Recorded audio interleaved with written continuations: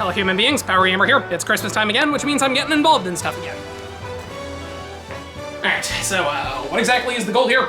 The goal is to spread some nice holiday cheer. You know, I've learned something very important from accidentally shooting myself in the head. Don't help you with creature stuff. Hey, I told you not to shoot that ghost, and why did you invite me if that was your takeaway? Because you have no life. Which leads me to the other valuable lesson I learned, which is not to take life for granted. Which is why I've decided to enter into a bit more of a giving mood and host a charity drive. So where do we come in? Well, a man such as myself cannot possibly run a charity drive on my own, so I invited the people most likely to help me to see if we can gather some donations together. That's oddly admirable of you. What's the catch? Huh. Well, there's no catch. I'm just trying to spread some joy to the people who made the mistake of being too poor to buy nice things. You're doing this for tax benefits, aren't you? Hey, you know the life insurance doesn't pay for itself, buddy. But, let's not get into that. What did you all bring for donations? Well, I got this squishy lizard and a cone hat that discriminates against the elderly. All I've got is this old fidget spinner and a jar of marbles. I have a golf gift card. Is that really the best you guys can do? You're rich, why don't you just buy stuff to give away? Whoa there, Tiger. Listen, I might be rich, but that doesn't mean I could just go spending and throwing money away on charity. That is literally what you have to do to get tax benefits. Well, I did bring something. This deflated punching bag that I punched so hard I popped a hole in it after it wouldn't give me $1 for giving it a roof over its head. Okay, you have no right to complain about our stuff if all you brought is that. Okay, fine. Whatever. Hey, where's Zev? Good news, team. The holidays have arrived. What is all this? Oh, this is just a random bin I found in the attic, just to see if there's anything worth donating. I thought you were afraid of stuff in boxes. Oh, this is a bin, not a box. That's totally different. Well, I guess it couldn't hurt to take a look.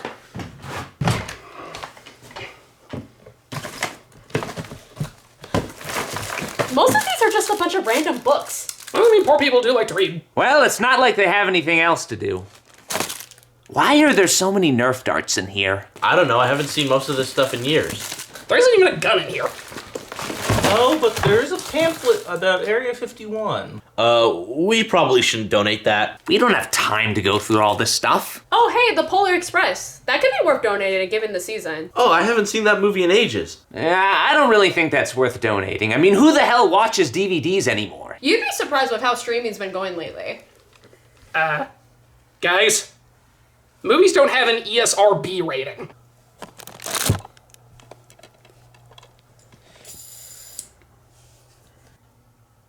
That's a thing? The Polar Express, a time-honored children's book that many consider a staple of the holiday season. Published in 1985 and written by Chris Van Allsburg, this Christmas locomotive has been delighting people for decades. I remember enjoying it well enough when I was a kid, though it was never a tradition for me personally, but of course I'm just one guy. The rest of the population seems to love this book. So much so that it even got a feature film adaptation in 2004, though this incarnation is way more divisive. A lot of people have a fond nostalgia for it, while others see it as an uncanny mess. As someone who didn't grow up with this movie and only saw it for the first time 20 years after it came out, I think it's alright, but nowhere near one of the best Christmas movies out there. Regardless, it made a decent amount of money at the box office, though it was crazy expensive to make, so it wasn't that much of a profit. It was a holiday staple of many 2000s kids, myself not being one of them, and it even inspired several real-life train ride attractions that I actually went on once when I was little. But regardless of your stance on this movie, I think there's one thing we can all agree on. Why the hell does it have a video game based on it? Well, the answer for that is actually pretty simple. It was a mid-2000s family film, and pretty much every single one of those needed to have some kind of video game adaptation, even if it made no sense to do so. There is no way you can convince me that this game wasn't made as a cheap cash grab and nothing else, because who the hell read this book and said PS2 game? There's barely any information on this game's development cycle other than that it was unveiled at E3 2004, because this clearly needed a big reveal there, published by THQ, the champions of mid-2000s licensed games, for better or worse, and developed by Blue Tongue Entertainment, an Australian development studio who made basically nothing but licensed games, with only a couple exceptions like Rising Star or Da Blob. The Polar Express was released on November 2nd, 2004 in North America, and PAL regions within the next month for the PS2, GameCube, and PC, alongside a GBA version that was a completely different game. An Xbox port was planned, but that ended up being cancelled. Reception was extremely low, which I'm sure is very shocking to hear, and I don't know what the sales numbers were, but I can't imagine them being very good. Even if you were a kid who liked the movie, I highly doubt you would actually want this game. I bet most of the people who owned it just got it as a Christmas gift from a parent or relative that didn't know any better. They just went, hey, they like that movie, let's get them that, which is even more prevalent by the fact that you can find this game for dirt cheap. Seriously, it goes for like $10. You're not gonna play that, are you? I mean,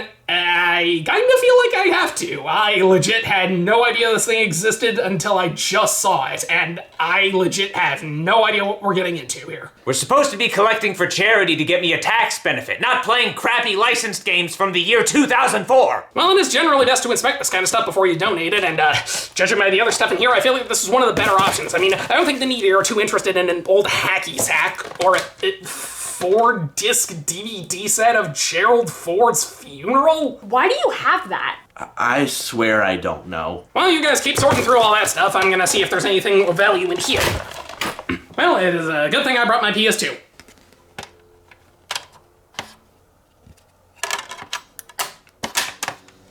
We open with a stock clip from the movie and a title screen that looks like a book, which is basic, but I think it's kinda nice. The game roughly follows the plot of the movie, which roughly follows the plot of the book. An unnamed boy who's questioning if Santa really exists sees a mysterious train pull up next to his house. He speaks with conductor Tom Hanks, who says the train is called the Polar Express and it's headed to the North Pole. The boy shows him a ticket that suddenly appeared in his pocket and hops aboard the train along with all the other children. If you've seen the movie or even read the book, you should know the drill. The only thing this game adds is that the Scrooge puppet that was only in one scene of the movie, as foreshadowing for Robert Zemeckis' next motion capture Christmas film, is set up as the main villain of the game, though even then he doesn't really do much for reasons I'll get into later. Like a lot of other movie tie-in games at the time, they occasionally use actual clips from the movie itself, albeit horribly compressed versions, and I find that really amusing here because they do not match very well. Some pieces of in-game dialogue will contradict what happens in the movie clips, while others will repeat information we already know or tell us about stuff we didn't see. Speaking of which, the in-game graphics are pretty bad. I didn't think it was possible to make the people look even more uncanny than they already did in the movie, but this game found a way. They must have had next to no budget for this game because it just looks weird, though they did manage to get some of the voice actors from the actual movie, so maybe that's where all of it went. And the music is some of the most generic and forgettable Christmas music you will ever hear in your life. Now, I'm sure you're wondering what the game actually plays like.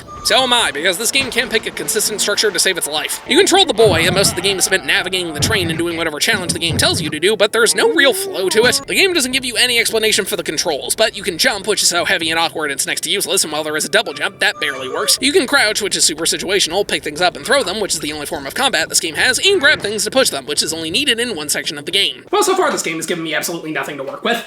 Any luck over there? Still just books and Nerf darts. Found some pool balls over here. Those are from the table, not the bin. We could donate these. Absolutely not. That will add to the rental fees. So you're willing to rent the shack, but you're not willing to use that money to buy things you actually can donate, or just donating the money yourself. Well, yeah, the rental fees are how I get the tax benefits through some creative, language in the documents. I'm starting to regret agreeing to this. Well, now you know how we felt last Christmas. Hey, my old charging port. I was wondering where that went. Is this a neck pillow? What logic do you have as to what's in here? Well, whatever it is, the bin is clearly not working, and you literally run the bread company. Can't you just give people some free shipments? No! That would cut into my profits! My precious, beautiful profits. Well, we can't find anything good in here, so I think giving some food would be your best option. Okay, fine. We can run down to Burger King and get people some free burgers. That'll help them. No, it won't. The burgers will be cold by the time they get them. Also, I don't think that stuff can be classified as food. I got some packing peanuts. What is it with you and the packing peanuts? I still say we go the gift card route. Gift cards are the laziest gift in the world. Yeah, all they do is sit in a drawer for years on end. That's not true. Hey, I found an old GameStop gift card. I rest my case. Well, I've had enough time rooting through all of these, things in the bin, so how about we just brainstorm some other things we can donate, such as Aidan's kidneys. Yeah, whatever, I'm going back to the game. The main bulk of this game is exploring different cars of the train, or at least that's what it wants to be. You walk in, do whatever challenge is needed, usually grab an important item like a key, and then walk into the next one. That's really it. But since this idea doesn't have that much to it, especially with how limited games like this were in terms of budget and development time, that means they throw in a bunch of other random crap. Either for the sake of variety, or because they had no idea what they were doing, so they just hurled everything they could think of at the wall to see what stuck, and most of it didn't. The game is divided into chapters and sections, but each section basically has a completely different goal, and they all vary vary wildly in terms of difficulty. Some of them are so pathetic that it takes 5 minutes to clear them, while others are absurdly picky and go on forever. So the game constantly flip-flops between stupidly frustrating and mind-numbingly boring. I can't even find anything to get mad about because there is just so little substance in here. One of the few consistencies is that you can only take 5 hit points before dying, and there's no invincibility period, so if you get stuck it's insta-death, but there's such a small amount of things that can actually hurt you in this game, it doesn't really matter. If you die, you have to use a continue, and I have no idea what happens if you run out because I never did, since the vast majority of this game is piss easy. I assume you have to start the section over, but for all I know, it could fry your whole console or teleport you to the actual North Pole and you have to trek your way back to your house. You can grab these coins and, oops, canceled that too fast. They give you an extra continue if you collect 20 of them, and these bags are worth 10. You can grab these hearts to restore your health, but they only show up in like 2 sections, so don't get used to them. And these toy parts are hidden in the levels, and collecting them gives you bonus content. Yes, that's literally what it's called on the main menu. Unfortunately, these require the PS2i toy, something I do not have. I've got it! What? We find a train and get them to take us to the North Pole. You can't be serious. I am. There are train tracks nearby, and as they say, your deepest wishes can come true if you believe. And as they also say, seeing is believing. Jesus Christ. Well, do you have any better ideas? Nope. Let's do it. What? Huh? Is that me? What? How? What's going on here? Oh, yeah, I'm, you from the future. Something to do with, ghosts and the true meaning of Christmas or whatever. Okay, I guess I'll deal with that later.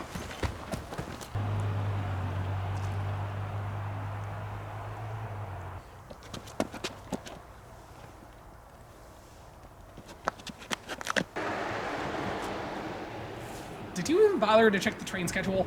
What schedule? Well, that was one way to kill 2 hours. Well, you gotta admit, it was a good plan. No, it wasn't. Well, no one else was coming up with ideas. I was the only one that was giving suggestions. And your suggestions have resulted in him playing a crappy PS2 game while we are sitting around a bin looking through old junk and standing by a train track for 2 hours. Point is, we still don't have anything to donate. Now, I tried to find a place that would accept arcade tickets for money, but unfortunately I didn't have any luck. Or arcade tickets. I'm really bad at Deal or No Deal. Well, does anyone else have any bright ideas? We can go back to the shack and convert it into a soup kitchen. That's honestly not a bad idea. Fine. Alright, you three go get the soup while Sal and I will fix things up here. We're not actually gonna decorate, are we? Oh no, there is no way this is gonna go according to plan, so I'm just gonna go finish the game. I have basically nothing else to talk about, so let's go through the levels. The Scrooge puppet has stolen everyone's tickets, so you need to find them by first avoiding Jack in the boxes and then looking inside other boxes with this kid's flashlight to find his. Kick some soccer balls into these nets, then you find Scrooge and his toy minions in the dining car and have a food fight. Pick up the food and throw it at them while avoiding theirs. You gotta take out all the minions and then hit Scrooge himself. The dirty kid gets his ticket back and then you go in here for a real fight with Scrooge. He pops out of bins to throw balls at you, which you then need to grab and kick into him. The unnamed girl says the kid is trying to get on, so the boy pulls the emergency brake, much to the dismay of the conductor. Back to ticket hunting, which requires playing tennis with a Jack in the box, just move back and forth, then sneak past the cook in the kitchen who's pissed about the food fight from earlier to get this boy's ticket. Round up some wind-up mice, break open these ice blocks to get this girl's ticket, take out more boxes by throwing toys at them, and then finally whack these ones with a mallet to get this kid's. But the Scrooge puppet still has the main girl's ticket. You have lost your ticket? She didn't lose her ticket.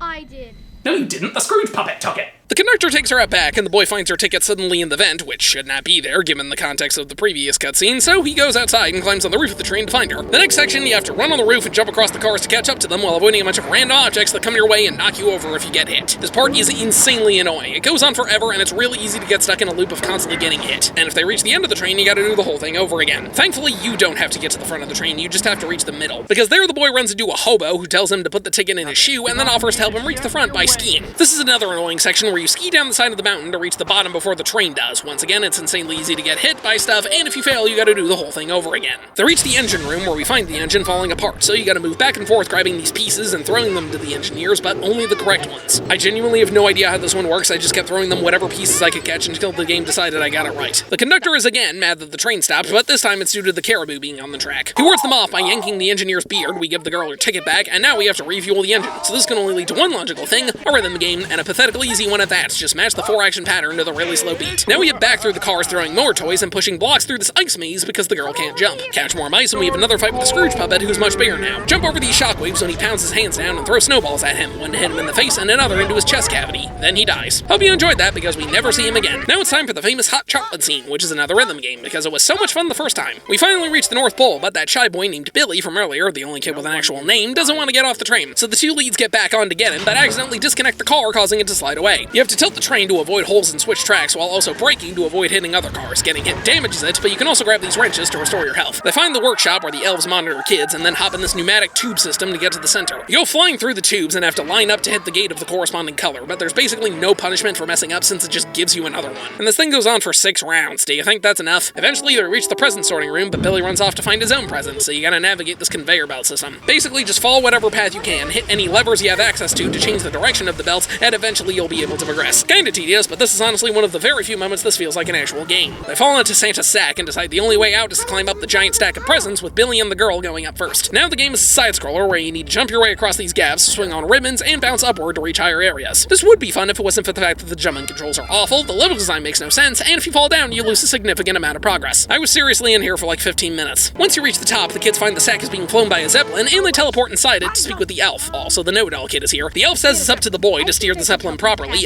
Why? That should be your job, and you have to fly it through the city while avoiding a bunch of random obstacles. You only have 5 minutes, but you lose time if you take enough damage. Kinda picky hit points, but not really hard. Eventually, they reach the North Pole and exit the stack. There, they finally get to see Santa, who picks up the sack, flies around, and then leaves. That's it. The game's over. I feel like we missed a pretty important part of the story. Well, that was a complete waste of time. Oh, hey, you guys are back. Ready to start the soup kitchen? No, he was out of soup. Sorry, I forgot the annual soup chugging contest was yesterday. Of course it was.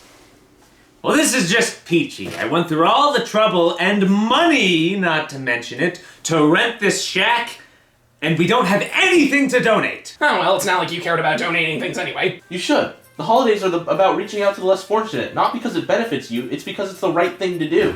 Yeah, at first I thought this was stupid, but a part of me really wanted to find a way to help people. Yeah, I always try to do a good deed for Christmas. Like last year, when we all saved the world. You know what? You guys are right.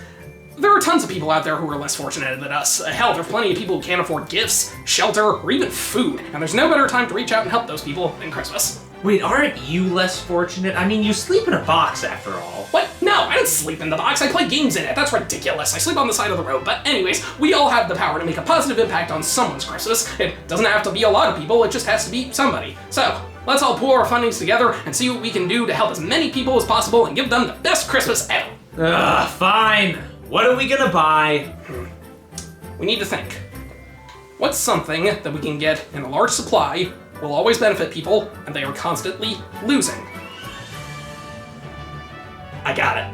It's perfect. It really is. I couldn't have come up with anything better. And it didn't put a huge dent in my savings. The one thing people need more than anything else. Wallets! Now if someone less fortunate loses their wallet, they'll always have a backup. Well guys, we did it. Merry Christmas. See ya. I don't like him.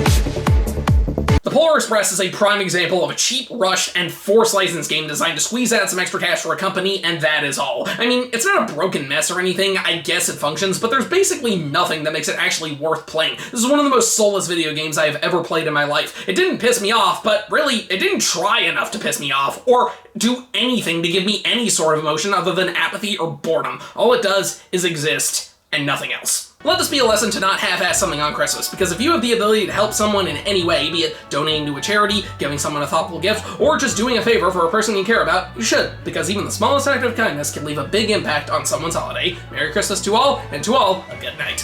What? Huh? Oh, hey, would you look at that? I managed to get a gift after all. A bell, just like the one in the story.